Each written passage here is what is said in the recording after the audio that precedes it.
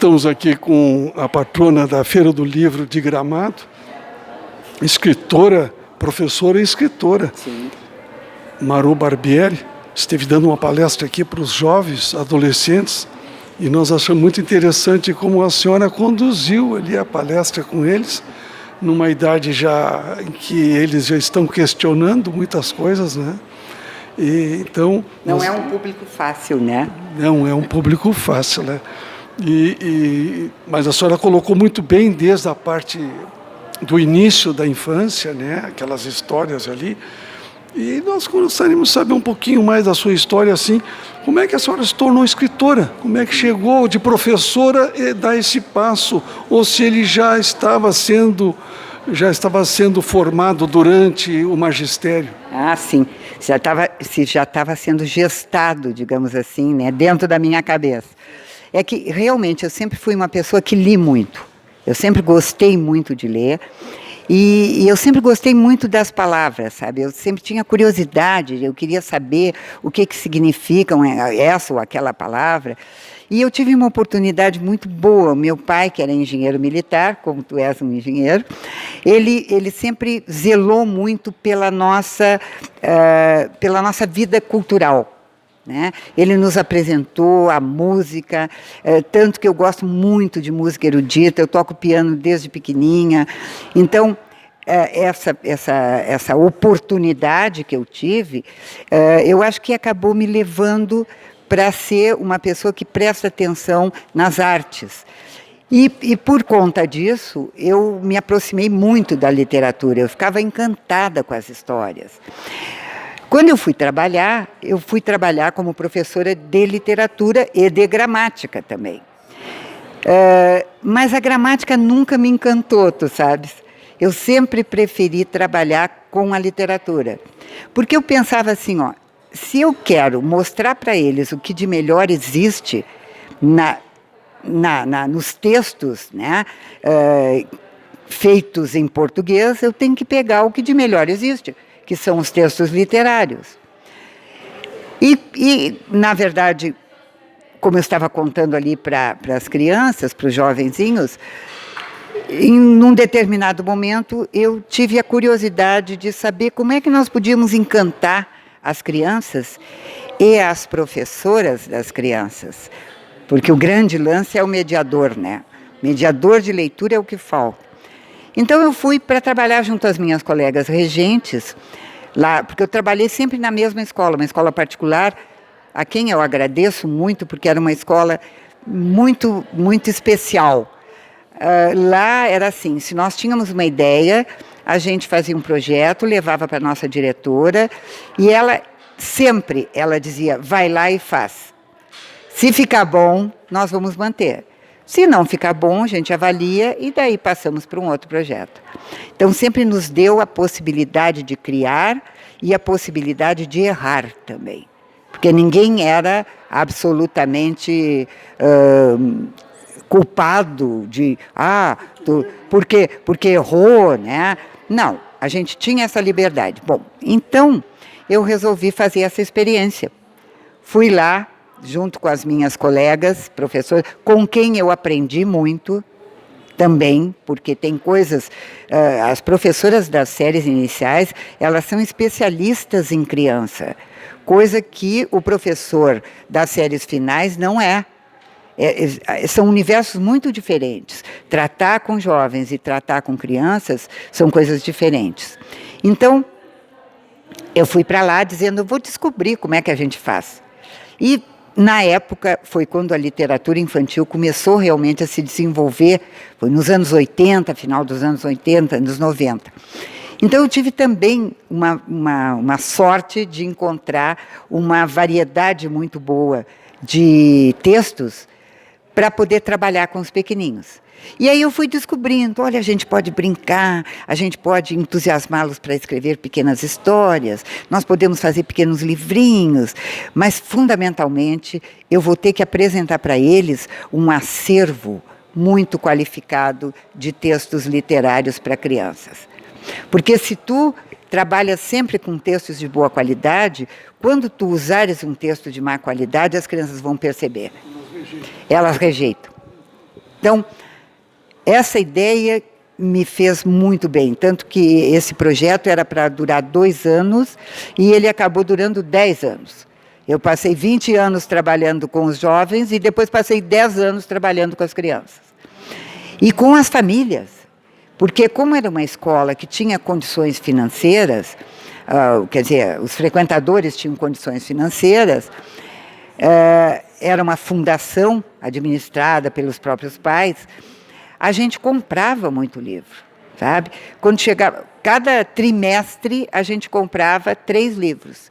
E esses livros depois constituíam uma pequena biblioteca que cada criança levava para casa, né? Então eu tenho alunos hoje em dia que me encontram, são pais de família, alguns já são quase avós, e me dizem: prof, eu vou te dizer, eu não consegui me desfazer dos meus livrinhos, eu guardei para dar para os meus filhos.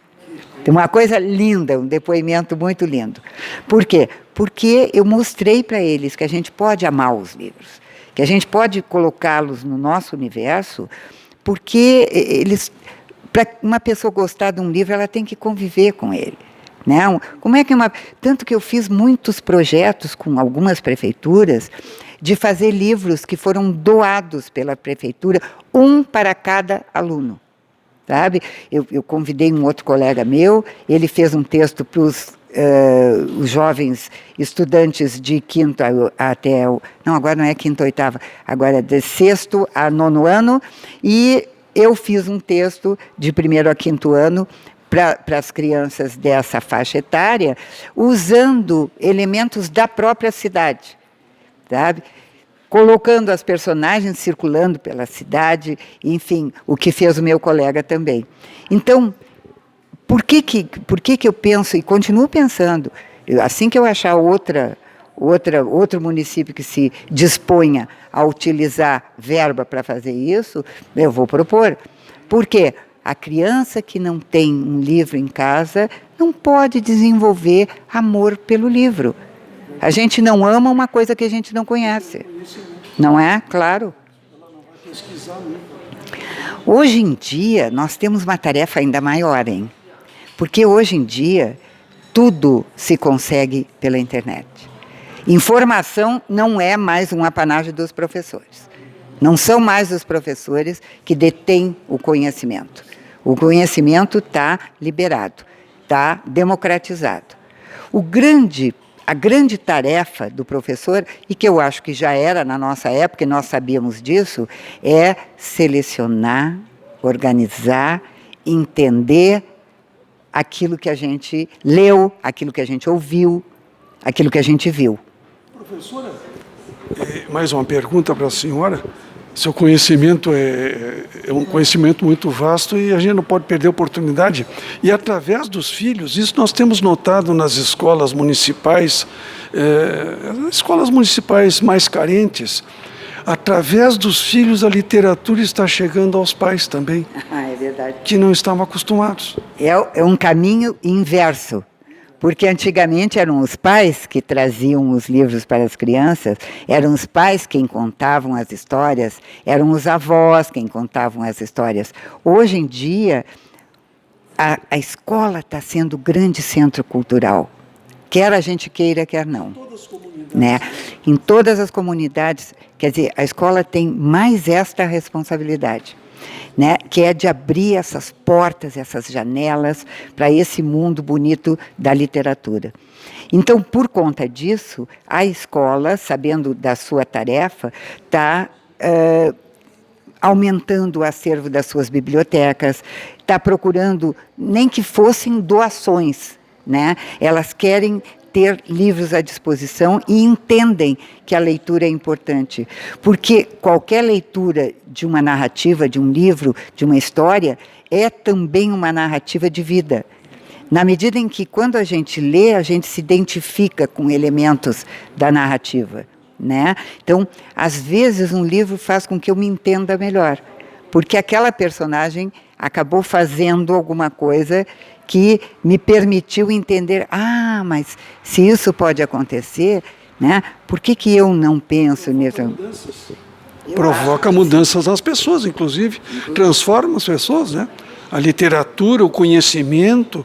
Como a senhora disse, as pessoas se identificam com os personagens.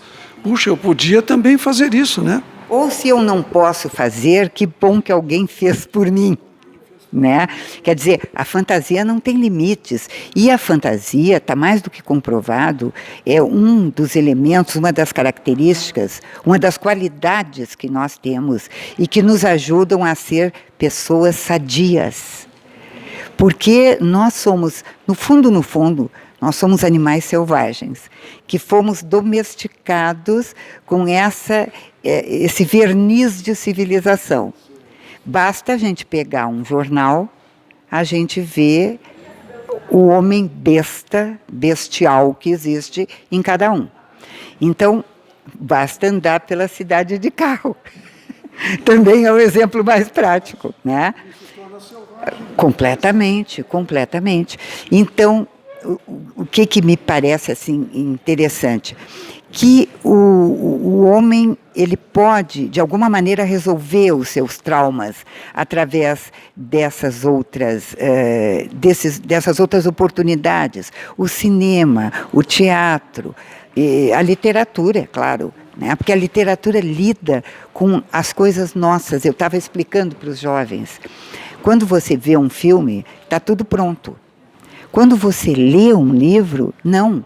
O livro, ele faz um apelo à tua vivência. Aquilo que tu viveste é aquilo que vai te ajudar a entender aquela história, né? Quando eu vejo uma determinada personagem e estou lendo ali, apesar de o autor me dar uma descrição dessa personagem, tu vais ver um tipo de pessoa, tu vais ver outro, eu vou ver outro. Por quê? Porque nós vamos mobilizar as coisas da nossa própria narrativa, da nossa própria vida, né? Por isso que eu acho lindo essa ligação psicológica mais profunda que a gente tem com a literatura. Por isso que ler não é tão fácil. Cada um tem uma visão diferente. É claro. Sabe? Por isso que é mais rico, a leitura é muito mais rica do que, digamos assim, até aqui nós estamos no cinema, mas eu diria, talvez mais rica não, mas mais exigente. Por isso que as pessoas têm um pouco de dificuldade de ler. Uma última pergunta, professora. E esses personagens que a senhora cria para os livros, a senhora se molda em alguma situação real, ou de repente surge a história assim, num fato que aconteceu, ou a senhora começa de noite pensando no que poderia fazer para montar um livro? O título começa antes ou o título vem depois? Sempre depois. O título é sempre depois. Depois que a história está feita. Olha, vou te dizer assim, nós ficcionistas temos muita facilidade para inventar. Para criar, para tirar do nada alguma coisa. Uma imaginação muito fértil. Então, eu acho que isso é uma aptidão, né, que já vem contigo. Isso aí não é uma coisa que se adquira assim, por ensinamento. E, por outro lado, eu acho assim, o escritor tem que ser uma pessoa que observe muito. Eu vejo isso como característica dos meus vários e muitos queridos colegas. A pessoa, à medida que a gente vai vivendo, a gente vai armazenando situações. Às vezes eu caminhava no parque e eu ficava, às vezes eu vinha atrás de uma pessoa e ficava escutando a conversa. Às vezes uma conversa me dava a ideia de fazer um determinado texto. Às vezes uma leitura que eu fazia me dava uma ideia. Às vezes no chuveiro, eu estava lá cantando no chuveiro e pensava, mas olha, tem um livro meu, só para te exemplificar, que se chama O Baile das Portas. E as crianças perguntam, como assim um baile, prof? Como é que eu tive essa ideia? Um dia eu cheguei em casa e estava uma ventania, eu morava no alto do morro de Teresópolis. Uma ventania, e de repente a porta do meu quarto bateu, mas com uma força danada. E eu olhei para a porta e pensei, coitada, deve ter doído essa batida. Claro, uma capacidade ficcional, eu já disse, pobre da porta. Eu disse, olha, sabe que eu acho que eu vou fazer uma história sobre as portas, porque a gente não dá bola para as portas. A gente entra, sai, né? Abre e fecha, e não dá bola para as portas, devem ficar chateadas.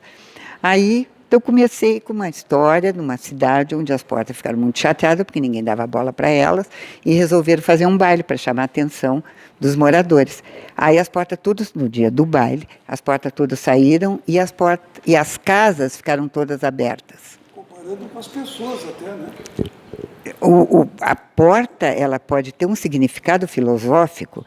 A porta, ela é por onde tu entras ou por onde tu sais para ir para a vida, né? Então, essas ideias, elas estão subconscientes, mas no momento, eu fiz uma história que é uma história bem divertida, as portas fazem o baile, né? A porta da igreja não vai porque ela é muito tímida, a porta do supermercado leva umas balinhas para as colegas, e assim as portas, cada qual, né? A porta do colégio muito séria, né? Só abre na entrada, na saída e na hora do recreio.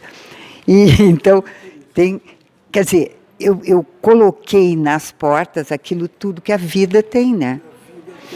E foi muito interessante porque é uma leitura fácil, uma leitura simples, embora o texto seja bem cuidado, mas eu me lembro que eu fui a uma feira do livro e uma professora me procurou e disse, olha, eu gostaria, se a senhora puder, eu gostaria que a senhora conversasse com a minha turma, depois que a senhora estiver livre. Tá, tudo bem, qual é a tua turma? Ah, é uma turma de 8º ano. Eu pensei, 8º ano, ela vai trazer uma turma de jovens, adolescentes já, por causa desse livro. Tu não podes imaginar a maravilha de estudo de interpretação que essa moça fez. A profundidade das perguntas, ela conseguiu entender perfeitamente essa outra função das portas, que é a de abrir-se, de fechar-se, as portas da gente, sabe? Uma coisa maravilhosa. As portas da mente, a pessoa ser aberta, né? As mudanças que acontecem hoje, né? É verdade. Então, repentinamente, tudo acontece. Bom, nós estamos numa época em que as coisas acontecem com uma rapidez, que é uma coisa impressionante. Aquilo que agora é bom e é interessante, não sei se no mês que vem será, né? Mas aí é outra conversa. É outra conversa. Muito bom Tá bom. com a senhora aqui. Muito obrigada a vocês. Eu quero mandar um abraço a todos que vão nos ouvir, que vão nos ver, né, na Rádio Itapuã, porque eu acho que é bem importante. O trabalho de divulgação é um trabalho sem o qual as pessoas não vão se modificar. Porque se tu não sabes que uma coisa existe, tu não vais procurá-la, nem tu vais poder usufruir dela. Né? Então, acho que o trabalho do comunicador na rádio, e as pessoas diziam que a rádio vai ser engolida pela televisão. Não mesmo. A rádio tem uma instantaneidade que a televisão muitas vezes não tem. Eu ouço rádio quando estou dirigindo, então, sempre acompanhada do rádio.